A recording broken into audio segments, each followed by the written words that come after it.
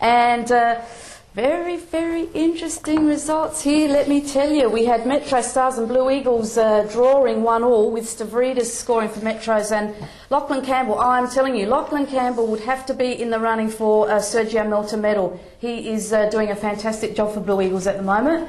Then we had Adelaide Galaxy defeating Modbury Jets. That was 1-0 with Nelson scoring there. Raiders defeating White City. That was the derby there.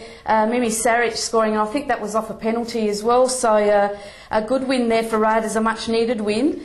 Para Hills Knights 3, Croydon 1. Muscroft again scoring. He's a little, he just gets in and gets his goals. All right on the score sheet again. And Stephen Stam, great to see him scoring again. And Captain Courageous Joe Lagana doing the job there for Croydon Kings. And the last result there, Adelaide City 0, Campbelltown 1. Definitely a fantastic match. That was on Monday night. Michael Delisio, of all people, the defender scoring the goal there. It was a great goal, and it was a great match. And let me tell you, Adelaide City were found out that game, and Campbelltown did a very, very good job with them, and they should have got another couple as well. So they were unlucky not to score more in that match. Absolutely. And it's just, I mean, with Adelaide City going down to Campbelltown 1-0, and also I think a week or two ago when they drew, Metro Stars just not able to take their opportunity at the moment. They're sort of, Adelaide City are opening the door a little bit. Exactly. And Metro Stars, really, hopefully, they might get another opportunity at it, but there won't be too many more. All right, well, Adrian, how about you call out what's happening on the table after round 15 for the Super League? Certainly can do that. Adelaide City still lead the top, 34 points. Metro Stars closely follow behind it and 30, and as I said, they're getting their opportunities, but they just they need to take them. Adelaide Galaxy 6 points adrift of Metros. They're on 24. Campbelltown on 22, and Para Hills, myself and Kenny's old team, they're rounding out the top 5 on 21.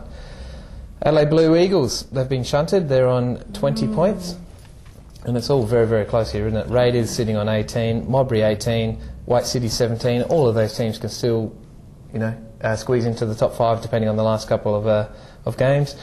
Croydon, they're gone.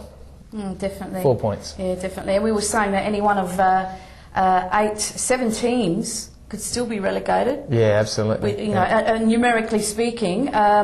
So this is just so close. And anyone that I speak to, it never has it been this close for top 5 and also for relegation. So the next 3 rounds are going to be vital and unbelievable football. Let's have a look at those fixtures for round 16. And again, definite vital matches here that people have to take away wins to get their position on the ladder. We got Modbury Jets Friday night up against Adelaide City. Adelaide City playing Monday, Friday, so who knows what happens there. I don't think Pesos is playing. I think he did his hamstring, so that's one out, but they're getting a couple back anyway. Blue Eagles are up against White City. Campbelltown are at home to Para Hills. Now that's a crucial match there because they're both in the middle. They're sitting 4th and 5th at the moment. It's going to be a banger. Yeah, definitely that one. I think I might take my camera up to see that one.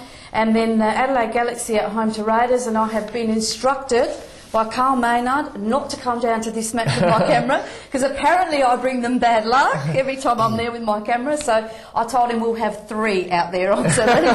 No, we won't be. And then of course Croydon Kings are taking on Metro Stars at Polonia Park. So again, big matches there for everyone. And as you said, Croydon will be taking their place back down in the Premier League next year. But again, it's an experience, a learning curve that they had to go through, and they'll all be better for the experience, I think. Croydon certainly are a team that's sort of a very, very strong Premier League team, get up into the Super League, have their time and come back down again. But, they're a bit of a yo-yo between the Premier and Super League. Well, look, they play some good football, but they get found out, unfortunately. Para Hills have done very well when you think about it. They're peaking at the right moment. There's a lot of clubs that do come up from that Premier League level, and even the clubs that are in that league now, with the Comets and Adelaide Hills, Olympic, Western Strikers, they're all clubs that, and I'm speaking about the Comets and myself, we're all clubs that would really struggle with the same squad that come up. And Para Hills, to be fair, really, Rob didn't bring in a great amount of players, named players, as you would say, when they got promoted, and he had a good first season. This season he struggled early on, but they've